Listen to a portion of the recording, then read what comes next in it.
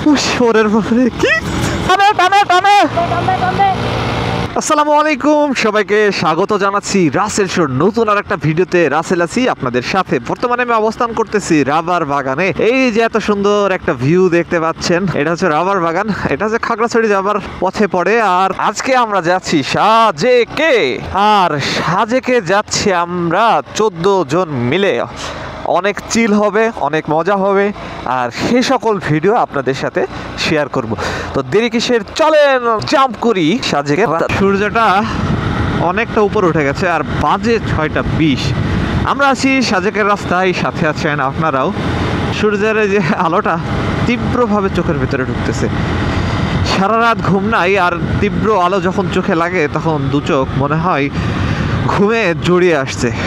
কিন্তু ঘুমালে চলবে না, রাস্তা এখনো বহু বাকি। আমরা এখন খাগড়াছড়ির গেটে আলহামদুলিল্লাহ খাগড়াছড়ি পৌঁছে গিয়েছি। এখন বাজে 8:02। আর সামনে গিয়ে আমরা যাব ডানে। আমার সাথে কানেক্টেড আছি সময় ভাই, the on and only legend. পাহাড়ের উঁচু নিচু রাস্তা, ভাঙ্গাচোরা রাস্তা, মলিন রাস্তা, সুন্দর রাস্তা পেরিয়ে অবশেষে আমরা দীঘিনালার খুব কাছাকাছি চলে এসেছি। আমরা চলে এসেছি ফাইনালি।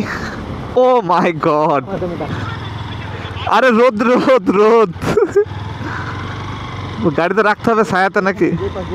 থাক থাক, ওই যে সোহাগ যাইছে যেহেতু যাই।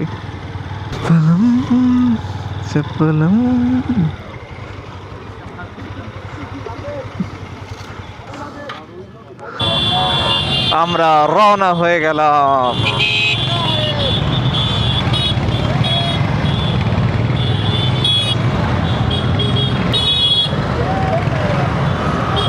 কি শুরু হয়েছে মানে,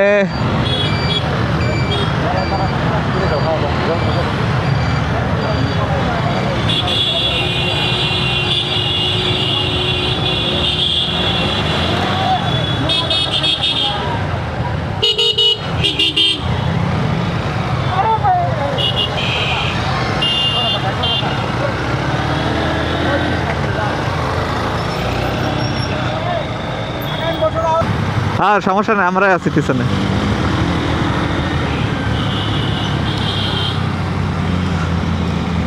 মেঘের আর কিছু দেখাতে হবে না ব্রো।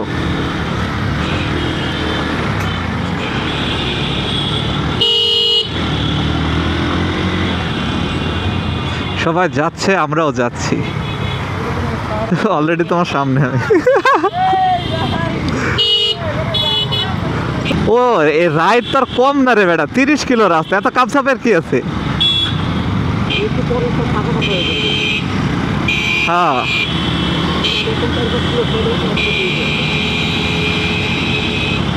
সবাই এটা টানা হেঁচড়া করে না? ওই যে দেখ, লাগছিল লাগছিল একটা।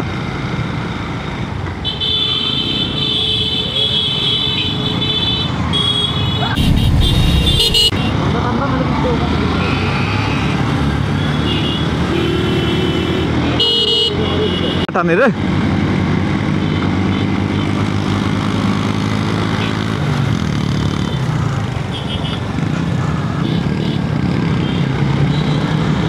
হ্যাঁ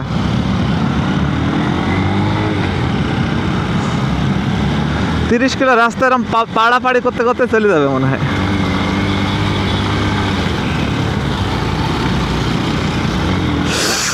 ওরে বাবারে, কি তুমি তুমি ওইদিকে যাবো, আমি কিভাবে বলবো? আমার আমার হাতে ব্রেক আছে বেটা, তুই তাই বলে আরেকজনকে লাগাই দিবি? লাগে না মানে ক্যামেরা ধরা পড়ে যেত। লাগবো না আল্লাহ, ওই রকম ভাবে উল্টা পাল্টা চালানো। আমি পিছনে আছি কিনা দেখার দরকার নাই তোমার, তুমি সামনের ট্রিকটা ফলো করো।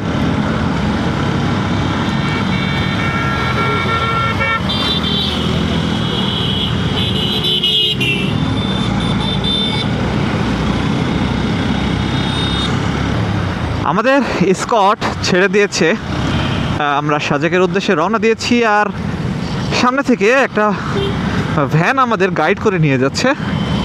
আমার সামনে আছে কাশিফ, তার সামনে আছে পাভেল ভাই, অ্যান্ড দেন আছে আমাদের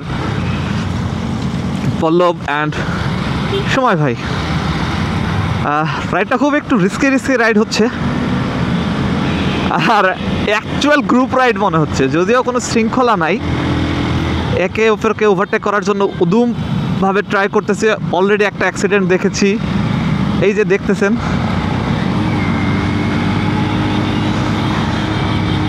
এই স্লো যাওয়ার কারণে এখন এই যে গাড়িতে প্রেশার পড়তেছে।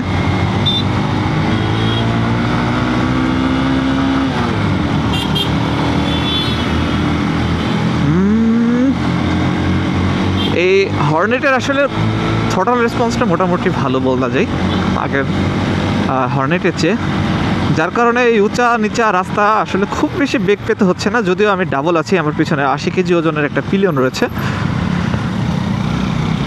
এই যে উড়কি ধুড়কি রাইডার লাস্ট 5 কিলোমিটার। এ ভালো করে ধর বেটা।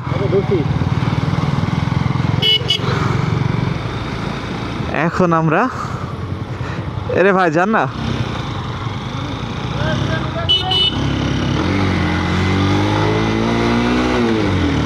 আরামসে উঠে দেওয়া, কোনো প্যারা চিল বন্ধু, খালি পানি গলা এটা দেখে এসো। এই সব জিক্সার ফিক্সার এফজেড সব সাইডে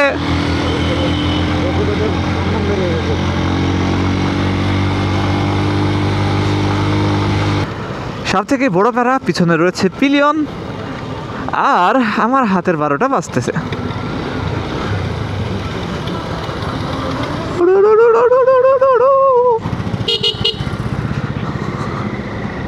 সো আপনারা এনজয় করতে থাকেন সাজেকের লাস্ট 4 কিলোমিটার।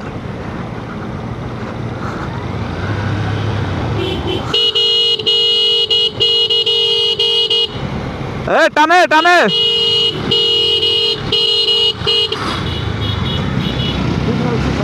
পল্লব, ওকে তো দাঁড় করাতে পারবো না এখানে।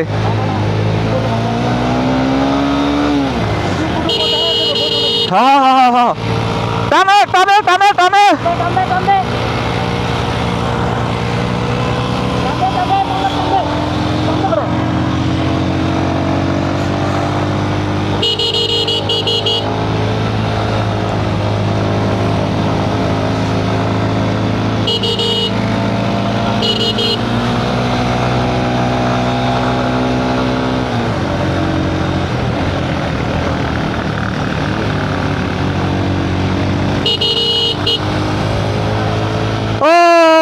মাই গড, ফাইনালি সাজেক!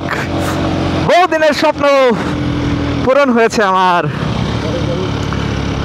সাজেক চলে এসেছি বন্ধুরা। ওইদিকে আমার বন্ধুর পল্লবের ইঞ্জিন মনে হয় সিজ করছে, আল্লাহ জানে কি যে হয়েছে। বাট ওকে যদি ওখানে আমি থামাইতাম তাহলে ওই গাড়ি নিয়ে ওঠা ইম্পসিবল ছিল। আই ডোন্ট নো, ওই অলরেডি আসতেছে। হ্যাঁ আছে আছে আছে।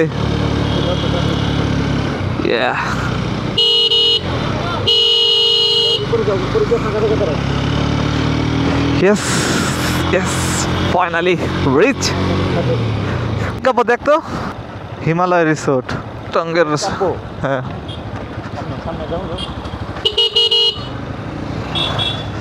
কাঁচালাং রিসোর্ট। শেষ কয়েক কিলোর তো ইয়ার হচ্ছে না, সোহাগের গাড়ি উঠতেছিল না রানজুনে। এখানে হতে পারে মেঘকাব্যটা, এই যে মেঘকাব্য।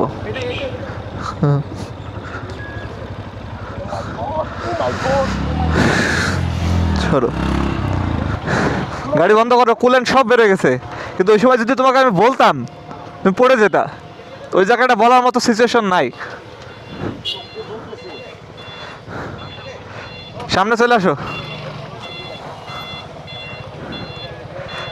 কি সোহাগ সাহেব উঠছিল না ভাইয়া?